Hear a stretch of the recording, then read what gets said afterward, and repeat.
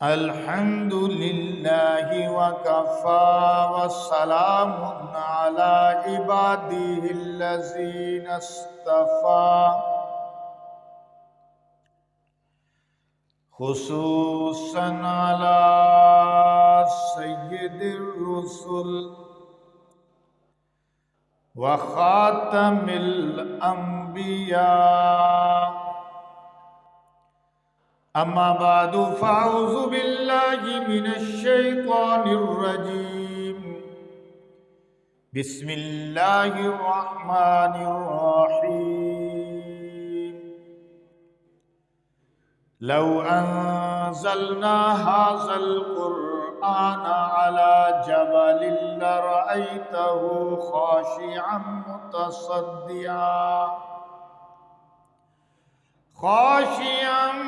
متصدعا من خشية الله وتلك الأمثال نضربها للناس لعلهم يتفكرون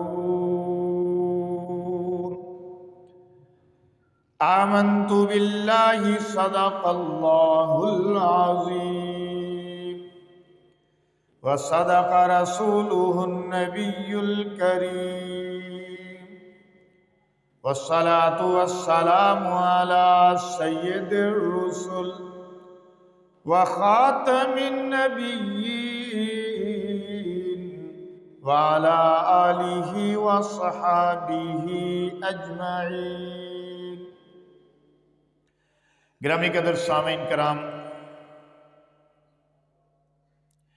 شعبان المعظم 1445 ہجری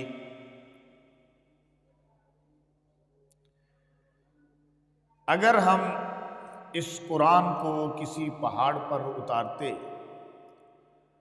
تو ضرور دیکھتا جھکا ہوا اور پاش پاش ہوتا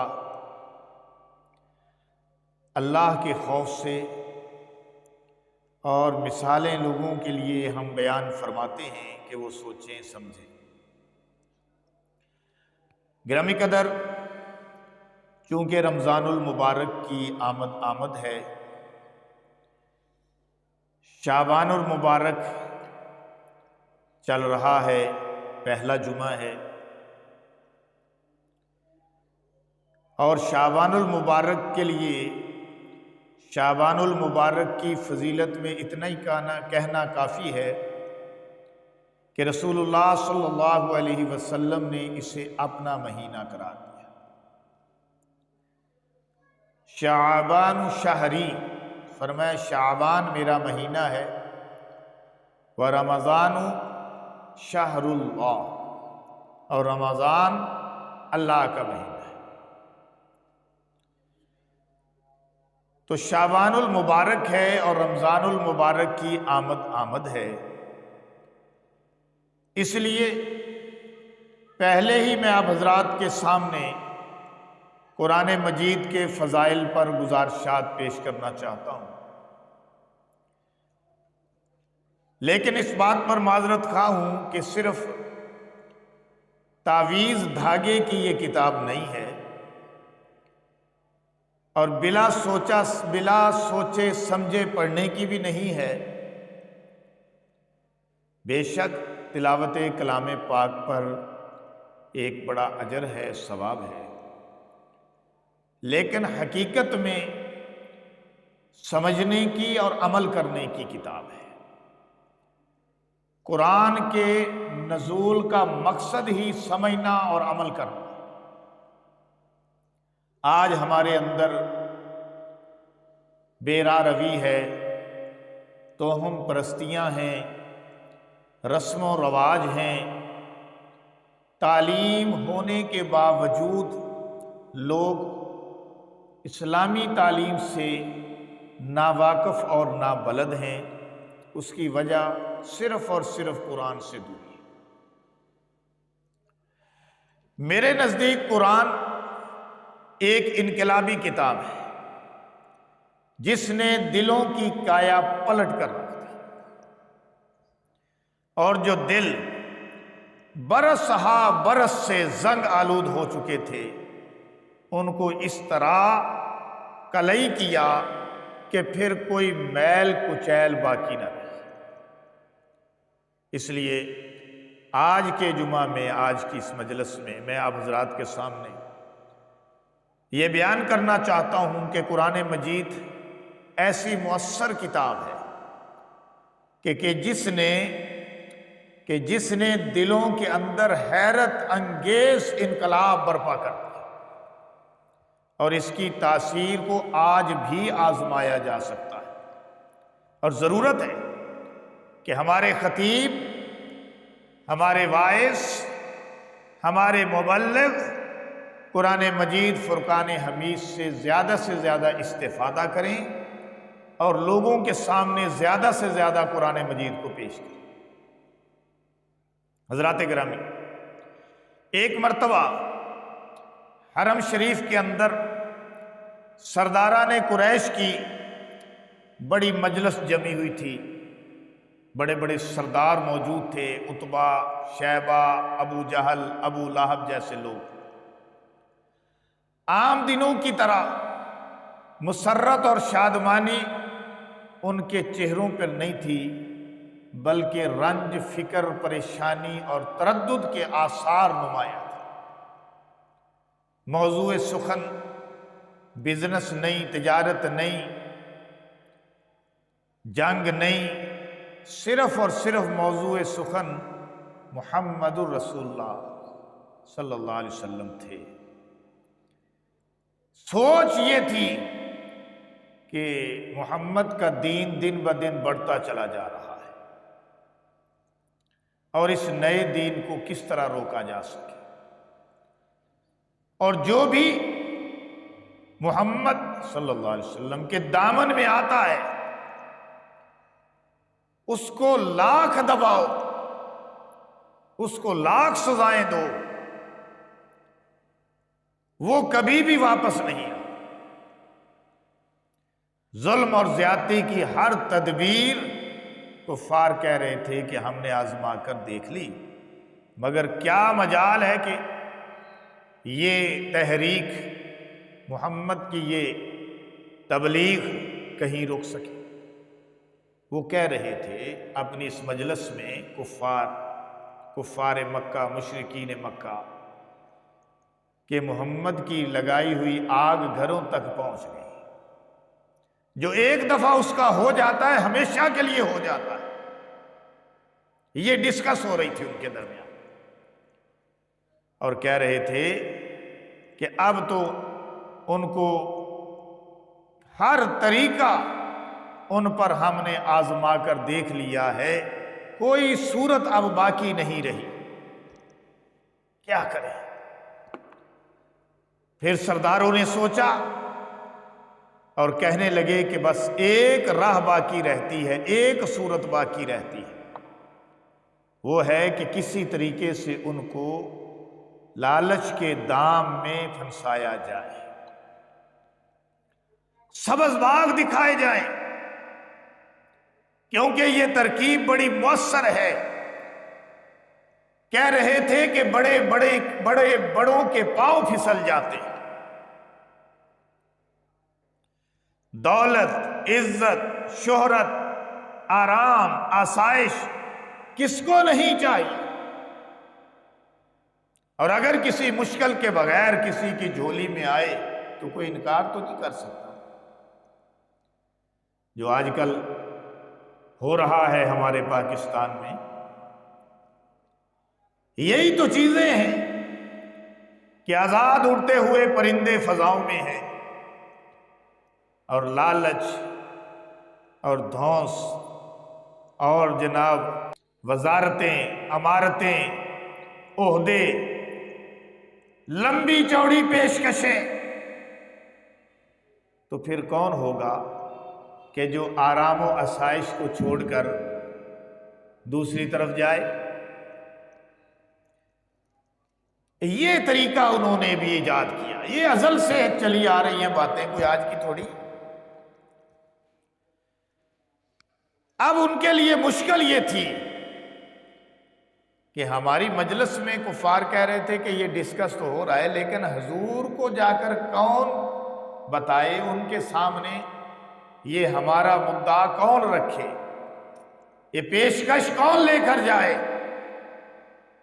آخر ان کے ذہن میں آیا کہ عتبہ کو بھیجنا چاہیے۔ چنانچہ عتبہ کہنے لگا کہ ٹھیک ہے، میں تیار ہوں، میں محمد کے پاس جاتا ہوں صلی اللہ علیہ وسلم۔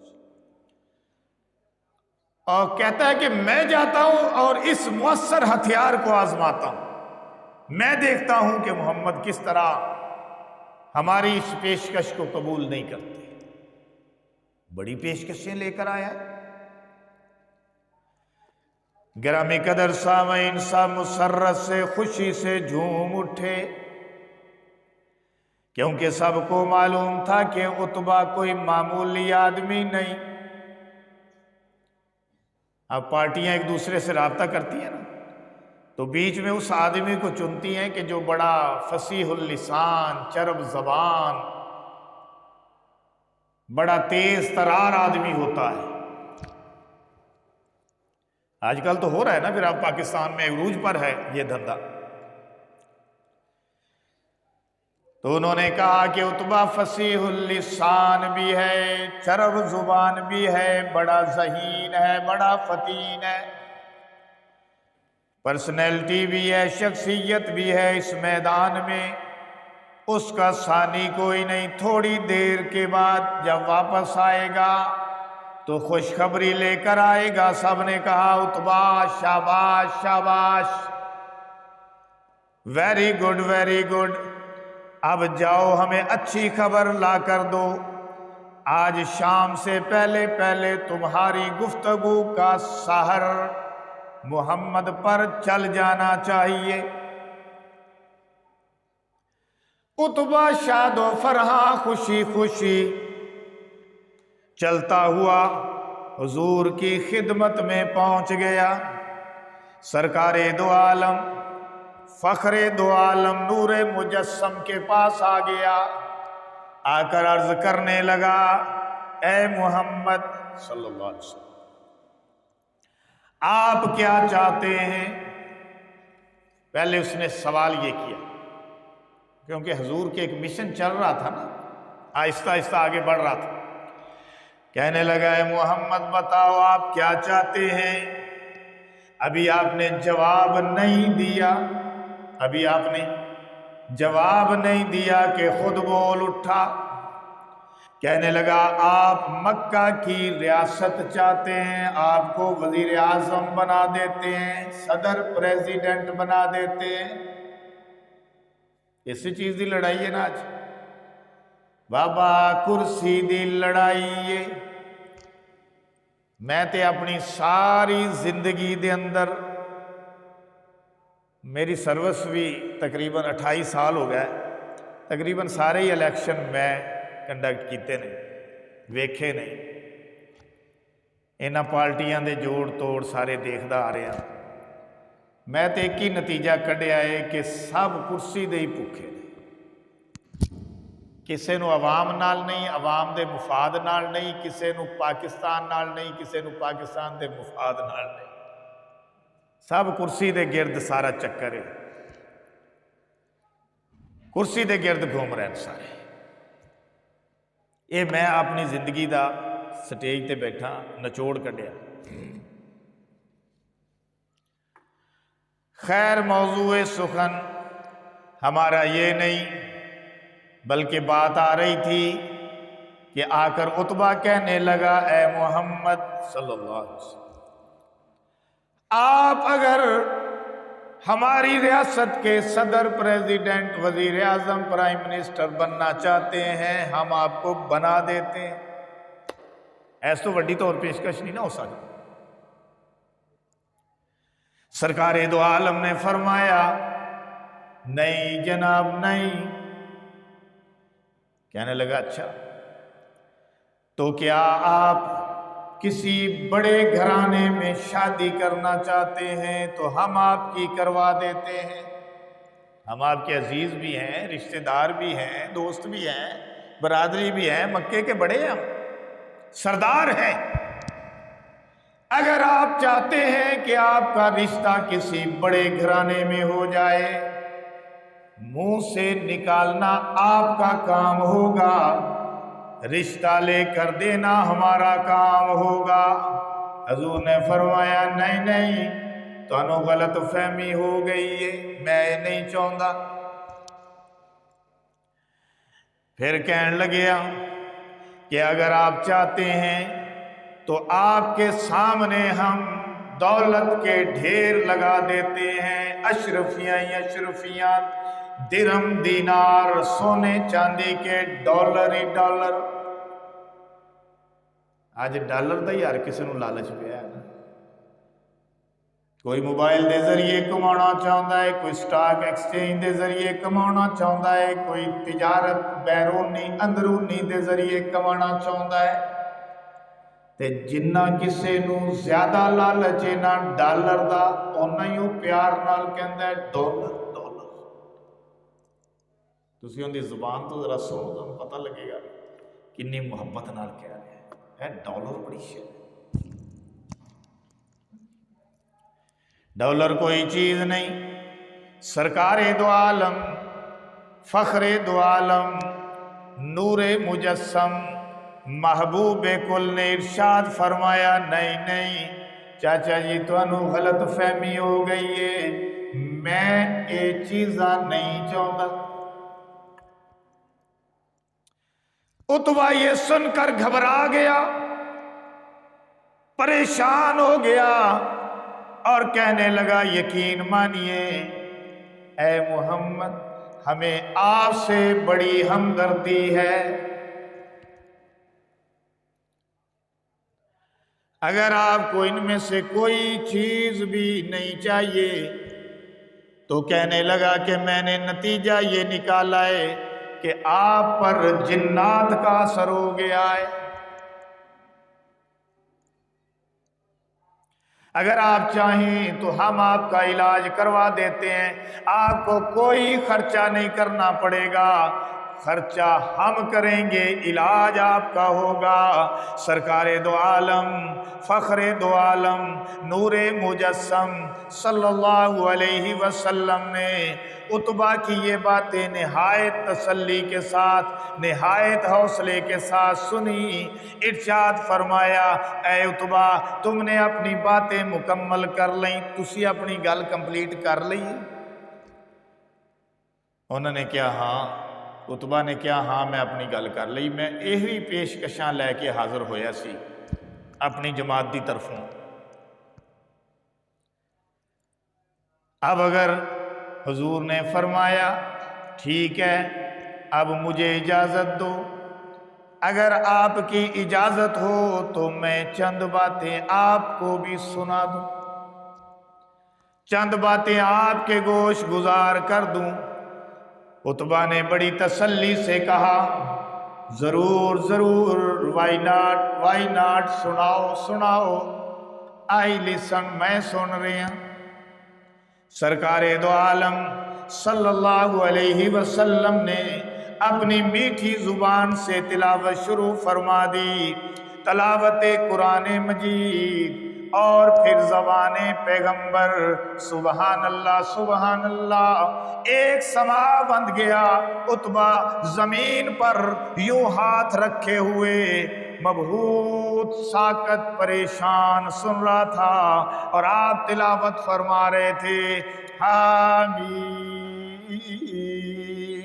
تنزیل من الرحمن الرحیم کتاب فصلت آیاتہ قرآنا عربیا لقوم یعلمون بشیرا ونذیرا فأعرض أكثرهم فهم لا يعلمون حامیم یہ کلام رحمان اور رحیم کی طرف سے نازل کیا گیا ہے، یہ کتاب ہے جس کی آیتیں کھول کر بیان کر دی گئی ہیں، یعنی فصیح قرآن ہے جو نافع ہے، نفع مند ہے، دانش مند لوگوں کے لیے انہیں بشارت دینے والا ہے، ڈرانے والا ہے۔ لیکن ان میں سے اکثر لوگ روگردانی کرتے ہیں، منہ پھیر لیتے ہیں، سو وہ سنتے ہی نہیں اور کہتے ہیں ہمارے دلوں پر، ہمارے دل پردوں میں ہیں اس بات سے جس کی طرف آپ ہمیں بلاتے ہیں، اور ہمارے کانوں میں ڈانٹ ہے، اور ہمارے اور آپ کے درمیان ایک حجاب ہے، سو آپ اپنا کام کرتے جائیے، ہم اپنا کام کر رہے ہیں۔ آپ فرما دیجئے میں بھی تم جیسا بشر ہوں، البتہ مجھ پر وحی نازل ہوتی ہے، اللہ نے مجھے منصب پیغمبری کے لیے چن لیا ہے کہ بس تمہارا خدا تو ایک ہی خدا ہے، اس کی طرف سید باندھے رہو اور اسی کی طرف سے معافی مانگو۔ یہ آیتیں سرکار دو عالم فخر دو عالم نے تلاوت فرمائی۔ محترم سامعین، سرکار دو عالم صلی اللہ علیہ وسلم اسی طرح تلاوت فرما رہے تھے اور عتبہ اپنے دونوں ہاتھ زمین پر ٹکائے ہوئے سن رہا تھا۔ اتنے میں آیت سجدہ آئی، آپ سجدے میں پڑ گئے۔ عتبہ غور سے دیکھتا رہا، جب سرکار دو عالم نے سجدے سے سر اٹھایا تو آپ نے فرمایا عتبہ تم نے میرا جواب سن لیا، اب تم جانو تمہارا کام۔ عتبہ طاقت لسانی کے ذام میں آیا تھا، اسے کیا اندازہ تھا کہ حضور ایسی بات کریں گے کہ میرے پاس اس کا جواب ہی نہیں ہوگا، اور بات بھی وہ کی جو رب کی بات تھی، اپنی بات ہی نہیں کی، قرآن پڑھ کر سنا دیا، رب کی بات کی تو جو فتح کرنے آیا تھا وہ مفتوح ہو گیا، منہ سادے ہوئے، رنگ اترا ہوا قریش کی طرف چل نکلا۔ سرداران قریش ویٹ کر رہے تھے اور جناب کیا دیکھتے ہیں کہ عتبہ آیا ہے لیکن چہرے پہ پریشانی کے آثار نمایاں ہے۔ کہنے لگے خدا کی قسم عتبہ کا چہرہ بدلا ہوا ہے، یہ تو جیتنے کے لیے گیا تھا، ہار کے آ گیا ہے، یہ وہ صورت ہی نہیں ہے جسے وہ لے کر گیا تھا۔ انہوں نے عتبہ سے پوچھا کیا جواب ملا؟ جی میں ان پارٹیاں آپس کر رہی ہیں نا پیچ اپ، تو سفیر ایک دوجے والے بھیج دیا نے، تے جے تے گل بن جاوے تے پھر بڑی خوشی، تے جے گل نہ بنے تے پھر اندے والے ویکھدے نے بھی اندر چہرہ اتریا ہوا ہے کہ نہیں اتریا ہوا۔ تو مایوسی کا چہرے سے اندازہ ہو جاتا ہے۔ عتبہ نے کہا کہ با خدا میں محمد صلی اللہ علیہ وسلم سے ایسا کلام سن کے آیا ہوں جو اس سے پہلے میں نے کبھی نہیں سنا۔ یہ کافر کہہ رہا ہے، گواہی دے رہا ہے، کافروں کا سردار کہنے لگا کہ میں محمد سے ایسا کلام یعنی ایسا قرآن سن کر آیا ہوں جو میں نے پہلے کبھی نہیں سنا۔ کہنے لگا خدا کی قسم نہ تو وہ شعر ہے، وہ شعر نہیں ہے، نہ وہ سحر ہے، جادو بھی نہیں، نہ وہ کہانت ہے۔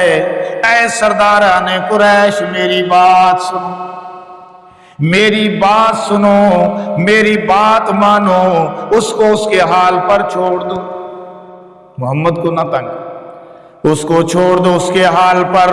میں سمجھتا ہوں کہ یہ کلام ضرور ایک نہ ایک دن رنگ لائے گا۔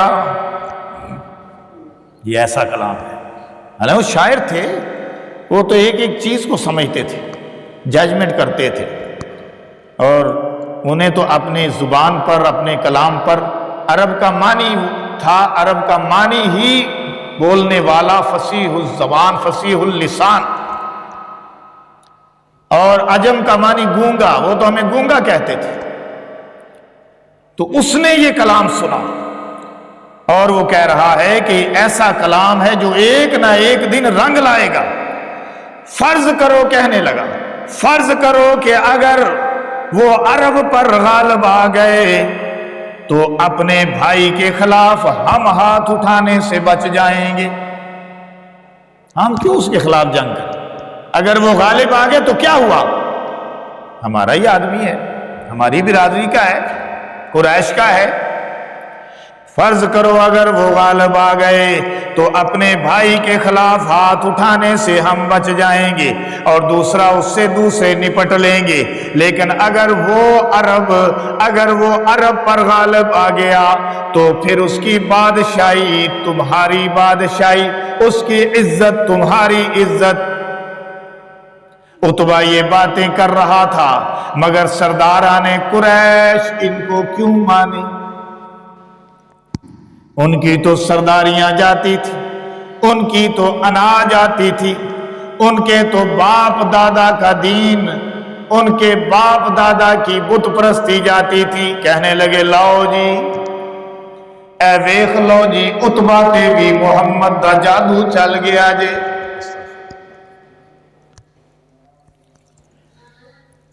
گرامی قدر، میں کہتا ہوں کہ قرآن کی تاثیر کام کر گئی. عتبہ پر قرآن کی تاثیر نے کام دکھا دیا. عتبہ اپنے مشن میں ناکام ہو گیا. سرداران قریش کی ناکامی تھی، کافروں کی ہار تھی. ذرا غور کیجئے عتبہ کس رنگ میں سرکار دو عالم کے پاس آیا تھا اتراتا ہوا، اور پھر کس طرح رنگ اڑا ہوا واپس گیا ہے اور لمبی چوڑی پیشکشیں لے کر آیا تھا. بلکہ اس کے مقابلے میں رسول پاک صلی اللہ علیہ وسلم نے درد اور سوز میں ڈوبی ہوئی نبوت کی زبان سے تلاوت فرمائی کہ جو اس کو جس تلاوت نے عتبہ کو مبہوت کر دیا، ساکت کر دیا، اور ایسی مقناطیسیت تھی کہ عتبہ کے دل پر اس کا ایسا اثر ہوا کہ وہ آ کر اپنے ہی برادری میں اپنے سرداروں کے سامنے برملا اس بات کا اظہار کرنے پہ مجبور ہو گیا کہ یہ کلام شہنشاہوں کا نہیں ہے بلکہ شہنشاہوں کے شہنشاہ کا ہے. اس لیے ارشاد فرمایا گیا لو انزلنا ھذا القرآن علی جبل لرأیتہ خاشعا متصدعا من خشیۃ اللہ. اگر ہم اس قرآن کو، اللہ فرماتے ہیں، پہاڑوں پہ نازل کر دیتے تو ضرور دیکھتا کہ پہاڑ اس کے پریشر سے، اس کے بوجھ سے ریزہ ریزہ ہو جاتے. یہ قرآن میں اتنی طاقت ہے. ہم تو پتہ نہیں کس جو ہے وہ دنیا میں گم ہے. حضرات گرامی، عمر بن خطاب رضی اللہ تعالیٰ قریش کا جو شیلا بانکا جوان، جس مجلس میں پہنچ جاتا تھا سب سے ممتاز، جس کی شجاعت، زوراوری، شاہ سواری، تیر اندازی، بہادری کے ڈنکے بجے ہوئے تھے پورے مکہ میں، جو جسم اور دل دونوں کا مضبوط تھا. لیکن جو واقعہ میں عرض کر رہا ہوں وہ ان دنوں کا ہے جب سرکار دو عالم صلی اللہ علیہ وسلم کی مخالفت میں عمر بن خطاب پیش تھا. ایسا بہادر جری انسان اور حضور کا شدید مخالف. ایک روز عمر سرداران قریش کی میٹنگ میں اپنا فیصلہ سناتا ہے کہ میں آج ایک ارادہ کرتا ہوں. انہوں نے کہا کیا ارادہ؟ کہنے لگا آج تلوار میری ہوگی، نعوذ باللہ میں محمد کا سر لا کے تمہیں دوں گا. میری تلوار کام کر کے آئے گی. گھر سے چل پڑا. عجب اتفاق ہوا کہ راستے میں خبر ملی کہ تمہاری بہن اور بہنوئی دونوں مشرف با اسلام ہو گئے. اس غصے کے عالم میں بہن کے گھر پہنچے اور ان دونوں کو اس قدر مارا کہ لہو لہان کر دیا. مارتے مارتے تھک گئے مگر توحید کے دیوانوں اور رسالت کے پروانوں کی زبان سے ایک مرتبہ بھی نہ نکلی. کہنے لگے تجھ سے عمر جو کچھ ہوتا ہے کر لے، جو رنگ چڑھ گیا ہے یہ اتر نہیں سکتا. حضرت عمر نے کہا اچھا پھر یوں کرو کہ وہ جو کلام تم پڑھ رہے تھے نا چوری چوری، وہ ذرا مجھے بھی تو لا کر دکھاؤ، میں بھی تو دیکھوں کہ وہ کلام آخر ہے کیا کہ میں نے تمہیں اتنا مارا، بہن کے منہ سے خون جاری تھا۔ عمر کو ترس آ گیا، کہنے لگا اچھا وہ کلام تو دکھاؤ کہ اتنا میں نے تم پہ ظلم کیا لیکن راستے مس نہیں ہو رہے ہو، محمد کے دیوانے پروانے بن گئے ہو۔ حضرت عمر رضی اللہ تعالیٰ عنہ کے سامنے آیات پیش کی گئی، حضرت عمر پڑھنے کے لیے بیٹھ گئے۔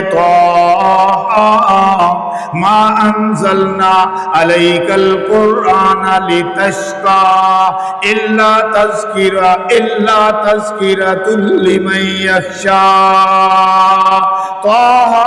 ہم نے آپ پر قرآن اس لیے نہیں اتارا ہے پیغمبر کہ آپ تکلیف میں پڑ جائیں، بلکہ یہ تو نصیحت ہے اس کے لیے جو رب سے ڈرتا ہے۔ نازل اس کی طرف سے ہوا ہے جس نے پیدا کیا زمین کو اور بلند آسمانوں کو، وہ خدائے رحمان عرش پہ قائم ہے، اس کی ملکیت ہے جو کچھ بھی ہے زمینوں میں، جو کچھ بھی ہے آسمانوں میں اور زمین میں اور ان دونوں کے درمیان اور جو کچھ زمین کے نیچے ہے۔ اگر تو پکار کر بات کہے یا چپکے سے بات کہے، وہ تمہارے دل کے اندر چھپی ہوئی، اس سے بھی زیادہ چھپی ہوئی بات کو بھی جانتا ہے۔ وہ اللہ ہے، وہ اللہ ہے، اس کے سوا معبود کوئی نہیں، اچھے اچھے نام اسی کے ہیں۔ بس قرآن کا سننا تھا کہ عمر کا دل بھی موم ہو گیا۔ یہ آیات تھی، میں نے ساری آیات نہیں پڑھی، ترجمہ ہی پیش کر دیا کیونکہ وقت جو ہے وہ پیچھے تھوڑا ہے۔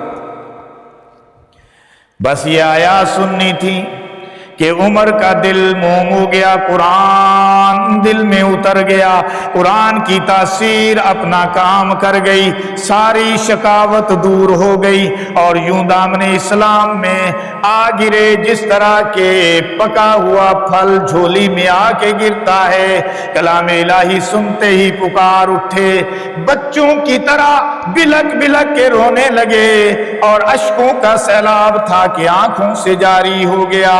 سرد آہ بھری قلب نور ایمان سے منور ہو گیا، سیدھے آستانہ رسالت پہ پہنچے اور حضور علیہ السلام سے درخواست کرنے لگے کہ اب میرے دل میں آپ ایمان اتار دیجئے۔ آپ نے فرمایا پڑھو اشہد اللہ الہ الا اللہ و اشہد ان محمدا عبدہ ورسولہ۔ سچ ہے لو انزلنا ھذا القرآن علی جبل لرأیتہ خاشعا متصدعا من خشیۃ اللہ۔ اس قرآن کو اگر ہم پہاڑوں پہ نازل کر دیتے تو ضرور دیکھتا کہ پہاڑ اس کے بوجھ سے ریزہ ریزہ ہو جاتے۔ وآخر دعوانا ان الحمدللہ۔